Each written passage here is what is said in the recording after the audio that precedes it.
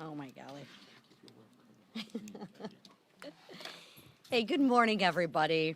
Hope you all are staying warm and glad to see everybody. The sidewalks are starting to get de-iced, so that's a bonus, right? But let me comment on today's appropriation vote.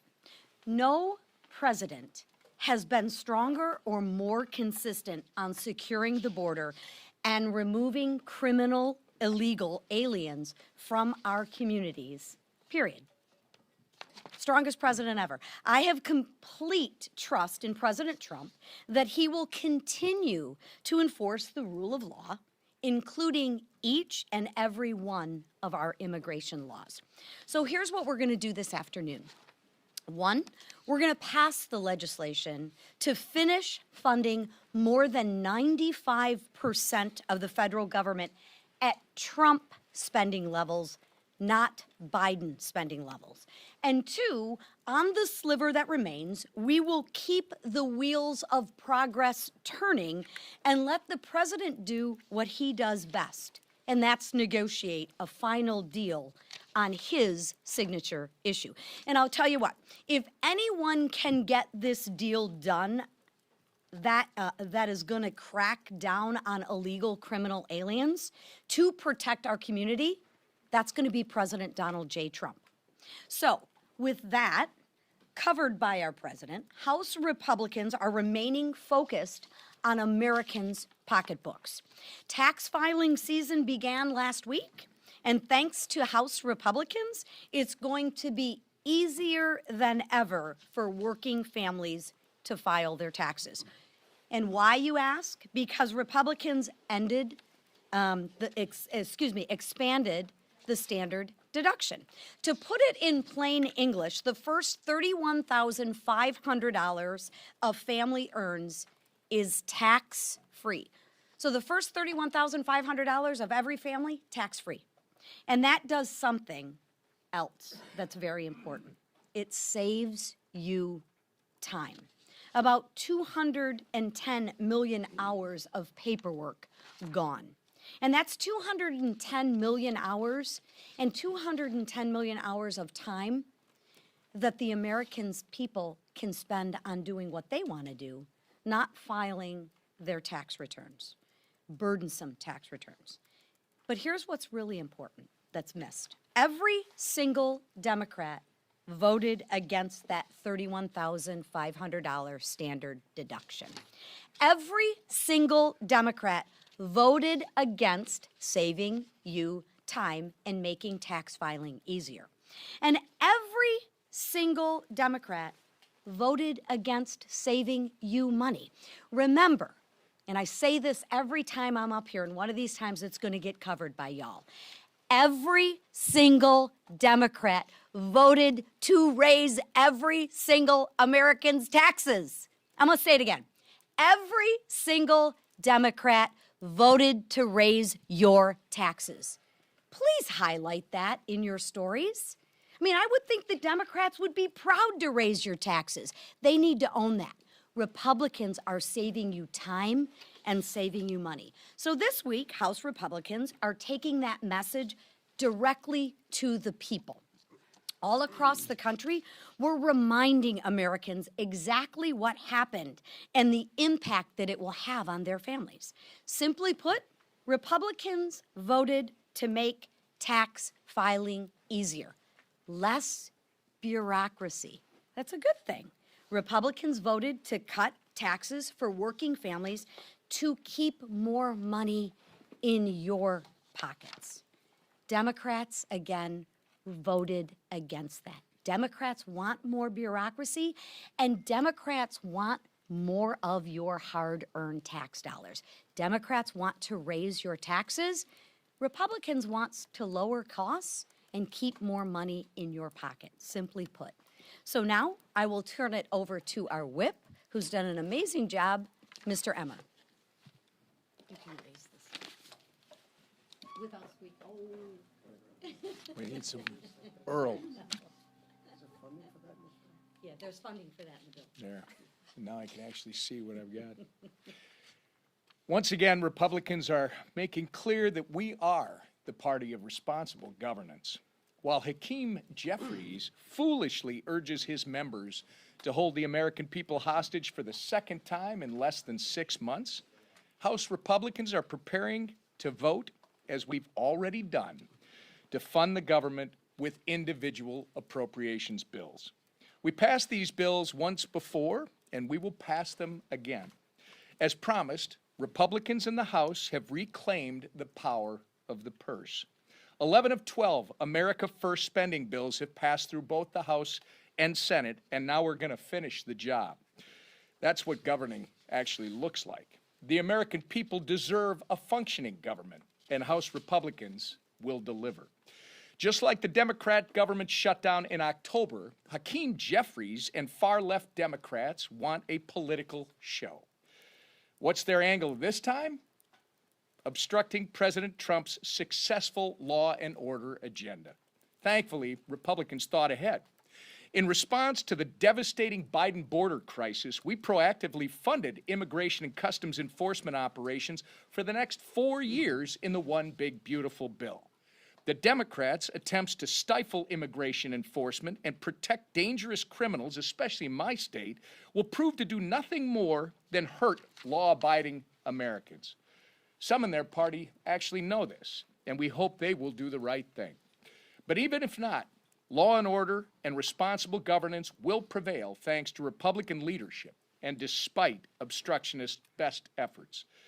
We must get this government funding bills to President Trump's desk swiftly for the good of the American people. And with that, I turn it over to our leader, Steve Scalise.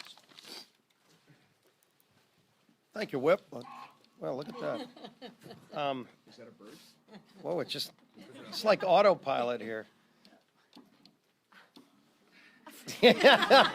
We've got a runaway podium. The Democrats have tried to shut this thing down, too. Once again, today, Republicans will reopen the government after Democrats shut it down.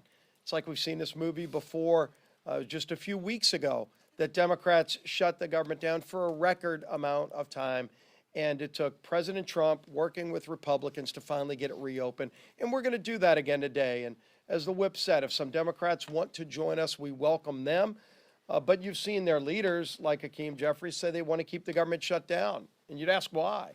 Well, it's surely not over ICE, because we've already funded ICE in the One Big Beautiful Bill. But what does a no vote mean today? If Democrats like Hakeem Jeffries vote no today, they're voting against a 3.8% pay raise for our troops. That's in this package. What they're saying is they don't want our troops to even get paid, let alone get a pay raise. Because as it stands today, troops will not get their next paycheck if Hakeem Jeffries and Democrat leaders get their way.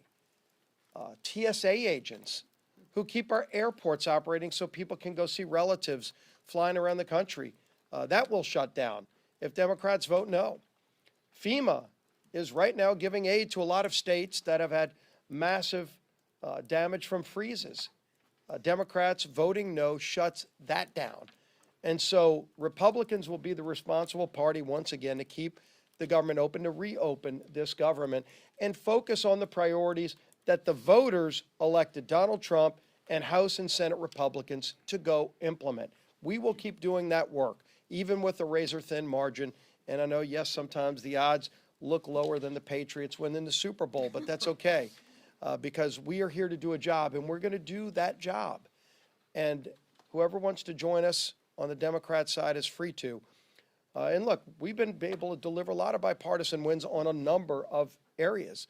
If you look at holding people accountable, Chairman Comer's right now in the middle of a negotiation with the Clintons. Bill and Hillary Clinton were subpoenaed on a unanimous vote, Republicans and Democrats voting unanimously, which almost never happens in the Oversight Committee, and it did, to say they have to come forward and testify over the Epstein files. And they have been refusing and refusing for months, and finally at the midnight hour, when a contempt resolution is sitting over their heads, did they finally start talking, but they are not in full compliance. They have until noon today to fully comply, otherwise we will move contempt tomorrow against the Clintons. And again, that was a bipartisan vote out of committee to say that nobody's above the law, the Clintons have to comply with a subpoena like everybody else. I think it was Jamie Raskin who said, when you're subpoenaed by Congress, you have to show up. We'll see how he votes on that tomorrow if the Clintons fail to comply.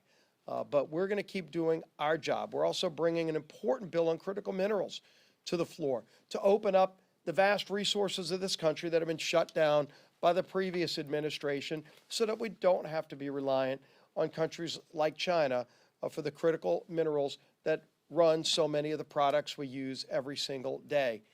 This Republican majority is going to keep delivering for the American people while we meet the basic obligations of government, like keeping the government open and reopening the government, which we'll do today. The man at the head of that effort is our great speaker, Mike Johnson. Thank you, Steve. Well, all right, it's not on autopilot anymore. You love doing that. I do. Makes you feel taller. So grateful to be with you all, and I'm sorry we're in this situation again. It's like Groundhog Day in a way, the bad movie, where we come back to the same failed measures of the Democrats. It was just less than 3 months ago that they shut the government down for the longest period in history, 43 days. It was painful for so many Americans.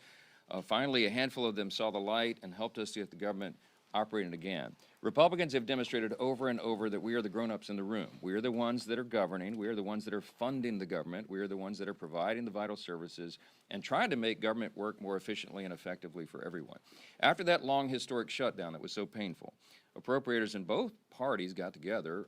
I tip my hat to Chairman Tom Cole of the House Republican chair of the Appropriations Committee and all of our committee members. The Cardinals, the subcommittee chairs as we call them, all worked so well in their areas, and we got 12 separate appropriations bills passed through the House, and we had a triumphant press conference announcing that. We expected it to be on a glide path through the Senate, but of course the Democrats could not miss an opportunity to try to shut the government down again. That's what they're doing. Chuck Schumer and the Senate Democrats play games with government funding. Now, listen, the president obviously has reached out to state and local officials in the state of Minnesota. The events there have been tragic and unnecessary. He's made clear his desire to de-escalate the situation and to support an honest investigation of what's occurred there. We now have Tom Homan in charge of operations there, and he's an extraordinary leader. He has 40 years experience. He's highly decorated, has worked in Democrat and Republican administrations, and knows what he's doing. And there's more order being brought to the chaos. Now, I want to hasten to say that the chaos is because, in large measure, the local and state officials in Minnesota have not been participating with federal law enforcement operations, and they've created a dangerous situation there, and that is really a big part of the problem here. The White House and the Senate continued in good faith. They've agreed to separate the Homeland Security funding bill, and that's fine. So we have 2 weeks now to negotiate in good faith on both sides. The White House and Senate Democrats are going to engage in that, but the House Republicans are as well. We have to make sure we maintain the important parameters here. We can't go down the road of amnesty. You can't, in any way, lighten the enforcement requirement of federal immigration law. That's what the American people demand and deserve. We want dangerous illegal criminals to be sent out of the country, and they've been very successful at that. But these negotiations are going to go forward. If the Democrats do insist on keeping the government shut down, their pointless obstruction is going to have no effect on border security, which we have done, we've secured, or immigration enforcement. As has been noted by the leaders here this morning, we did fund ICE operations for a few years now. So what they'll be shutting down, don't lose this, what they'll be shutting down is FEMA operations as we're cleaning up from the winter storms. They'll be shutting down TSA, which is obviously necessary to keep the country moving through our airports. Coast Guard operations, I mean, so many important functions in the Department of Homeland Security is what will be adversely affected by these partisan games. Let's hope and pray that they don't do that. Let's hope that over the next 2 weeks we can negotiate and get this done. They say they want a real negotiation with President Trump and Republicans over immigration enforcement policy, and we are happy to have that debate. And I've said in a gaggle earlier this morning that what must be a part of that discussion is the participation of blue cities in federal immigration enforcement. You can't go to a sanctuary city and pretend like the law doesn't apply there. It does. And so we're going to be working through all that. Our chairwoman McLean talked about tax filing made easy. Last week marked the beginning of tax season, and millions of American families are working through that right now, and they're recognizing the amount of time and money spent complying with the federal tax code is going to be significantly reduced this year because of great Republican policy. Some of the things we did in the Working Families Tax Cuts, the big beautiful bill, obviously we intended to cut taxes and to advance America First pro-growth policies, but we also sought to reduce the tax burden on Americans because we know that reforming the tax system isn't just about reducing rates, it's also about reducing the paperwork and the compliance burden on Americans. And you heard these stats, I'll repeat them, but our Working Families Tax Cut locked in the doubled standard deduction. It boosted it further to $31,500 for American families. That's a lot of money to hardworking folks. And again, we remind you Democrats voted against all of those great reforms. These successful reforms are going to save Americans 210 million hours per year in paperwork and $13 billion in compliance costs. That's real money to real people, and we're proud of that. Nobody likes paying taxes, okay? But Republicans have reduced the amount you owe and made your returns significantly easier to file. And so we're so grateful everyone's going to be able to take advantage of that. Last thing I just want to mention, and we'll take questions. I don't think the American people need any more evidence that Democrats want to tax the American people to death. Just check congress.gov. You can see all the bills they filed. But if they did, they should look no further than the Democrat-run D.C. Council's decision, listen to this, to decouple the local tax code from specific federal tax provisions. So in layman's terms, what they're trying to do here, any Democrat-run city is going to lead into this kind of nonsense, but they're preventing D.C. residents from experiencing the full benefits of the Working Families Tax Cuts bill. It's almost unimaginable that they would inflict that pain upon their own constituents, but that's what they're doing. D.C. is not alone in this obstruction. You've got strongholds, Democrat strongholds like New York and Colorado and Illinois, cities there, preventing their residents from enjoying these benefits. There's no way to spin it. Blue state governors intentionally harming their own residents just because the policies were offered by a Republican administration. I mean, that's what's happening. And it's just incredible to us. Is there any stronger evidence that Republicans are the party of affordability? Democrats say one thing and they do completely the opposite. And I'm so sad for you if you live in one of those jurisdictions. It's a real problem. If this act were to become local law, D.C. residents would be prevented from claiming no tax on tips, no tax on overtime, the increased standard deduction, and so much more. And it's just wrong. There's an estimated 17,000 tipped workers here in the nation's capital, and the D.C. City Council is attempting to prevent them from enjoying this historic tax benefit. But House Republicans are going to work to fix it this week. We will advance Representative Gill's legislation to disapprove of that nonsense at the D.C. Council, because every American deserves to enjoy the benefits of the Republicans' historic tax cuts, even if you live in a Democrat stronghold. Have to take a couple questions. Bill, go ahead. Thank you, Speaker Johnson. Are you confident you have the votes for this rule vote to pass, and do you expect any Republican no votes at all? I don't, and this may be hard for some of y'all to believe, but I never doubted this. This was not this is not my preferred route. I wanted to keep all 6 bills together. We worked so hard to pass them through the House, and I thought that should have been a package that sailed through the Senate, got to the President's desk so we can fund government responsibly. We're spending less money year over year, and we're returning regular order around here, and that's a commitment I made when I became Speaker, and we're finally getting it done. But listen, the President agreed with Schumer that they would separate Homeland, and we'll do that, and we'll handle it. We're going to pass the rule today. It was never in doubt to me. The Republicans are going to do the responsible thing. I did talk to Hakeem Jeffries over the weekend, and he informed me that they would not be assisting in this endeavor, and I just think that's crazy. I mean, I just think that everybody needs to look at what's happening here. One party is moving forward, by the way, with the smallest margin in U.S. history. We have a 1-vote margin. We are still sticking together. The Republican Party is sticking together because the stakes are so high. We're governing responsibly, and we're getting the job done. And Democrats, all they do every single day here is obstruct. And you can see the record for itself. They shut the government down for 43 days, the longest in history, just last fall, and they want to do it again. And it's just crazy. And I think the American people are going to think about this hard. When they go to the voting box and to the ballot box in the fall, and we decide who keeps the majority in Congress, I think they're going to give it to the grown-ups. I think the Republicans will be able to continue and grow our majority to keep governing. Otherwise, what Democrats will give you is chaos, shutdowns. They'll shut down the federal government. They keep proving it to you over and over. So take them at their word. Jay. Mr. Speaker. Explain this. So Jeffries told you he wasn't going to help with this. Did Schumer represent something different to you in your conversations with the president? Because it seems that there's a disconnect here that's hard to square. It is hard to square, and it's not my place to get involved in their family squabble. But I mean, I think Hakeem has made very clear, I think he was upset, offended that Chuck Schumer presumed to speak for House Democrats. So you'll have to figure that out. The Democrats are in a family squabble over there, and it's not of our doing. Hold on, wait a minute. Schumer and Jeffries are from the same state. They're in the same delegation, and they seem to be having a little power struggle between the two of them. So look, I'm not trying to fuel that. You asked me the question. I don't know what's going on, but I can tell you the Republicans are united, and I'm proud of that. And this is the party that is getting the job done. Mr. Speaker. You're a constitutional lawyer. Can you detail the Fourth Amendment protections and rights someone has if an ICE agent approaches their home with an administrative warrant?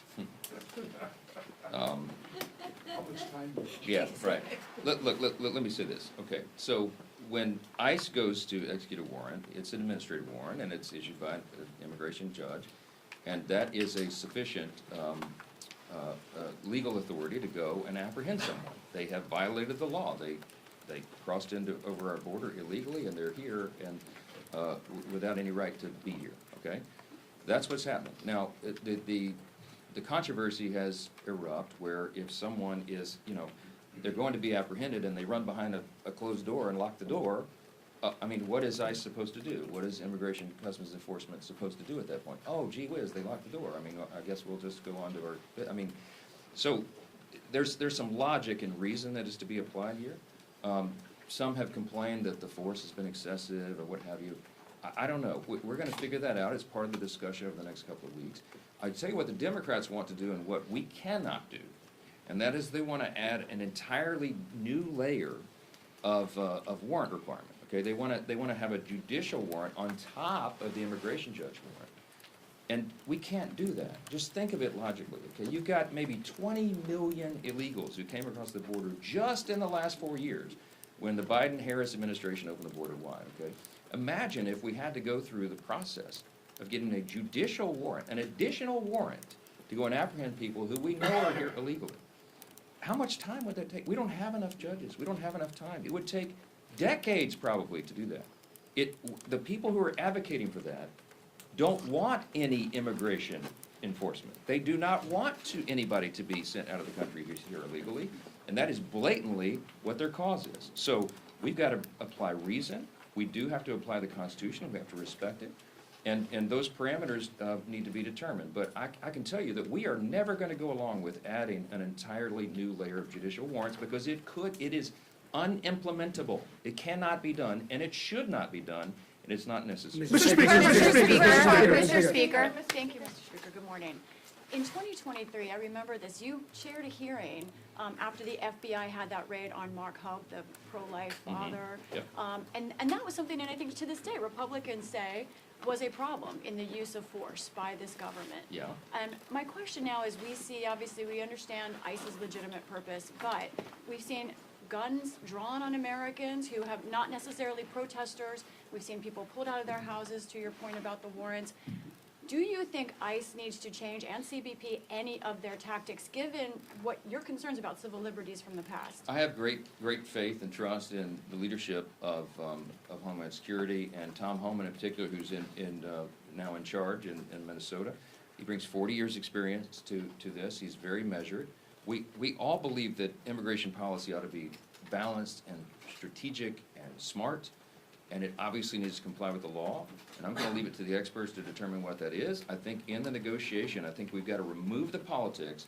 We've got to look at what the Constitution says, what federal immigration law says, and if anybody wants to adjust immigration law, then that's That's why we're here in the legislative branch. But we need it. We need that approach. We need the temperature turned down. That's the president's words.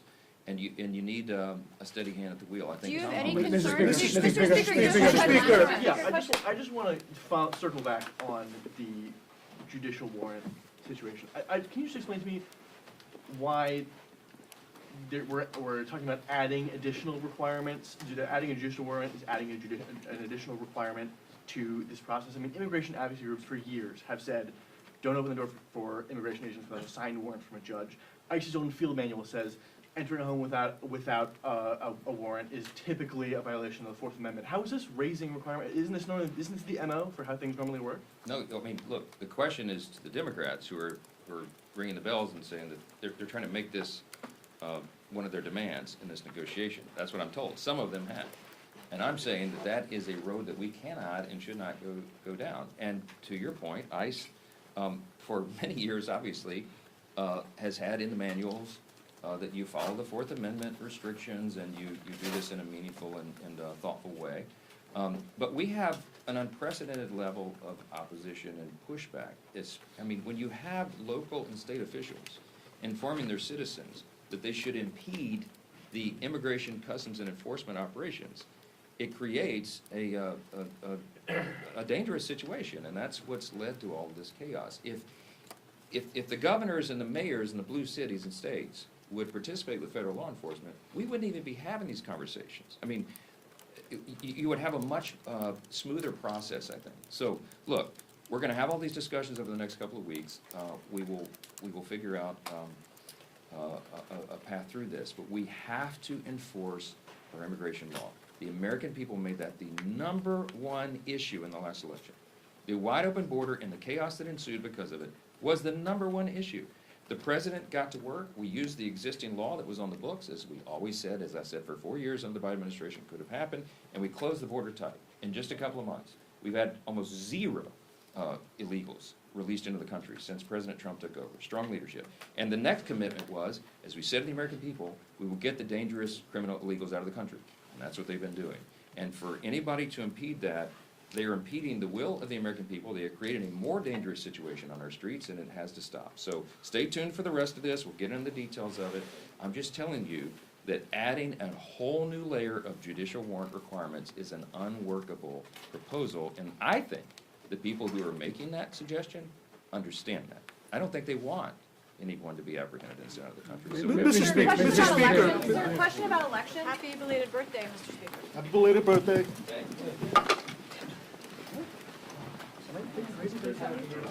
Controversial take on Groundhog Day. Also, that movie was good. That movie was good, that's what I'm saying. Why are you not like Groundhog Day? Don't you need John Cusack? Why are you like